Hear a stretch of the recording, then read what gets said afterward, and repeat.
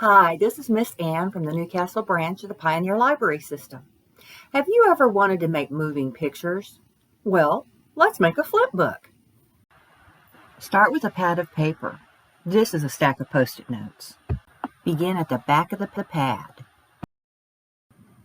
Draw your first details. You're starting at the beginning of what you want your motion picture to be.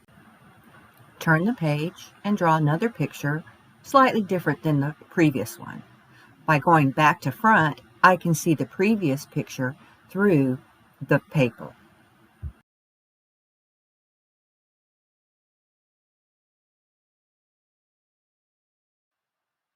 I'm going to grow a flower. When you've drawn as many pages as you want, flip through the pages.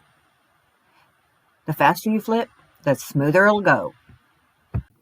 The reason the pictures appear to move is that your brain blends them together as you flip through it.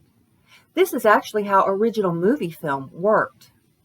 More information on optical illusions can be found in Optical Illusions by Carolyn Grace, available from the Pioneer Library System.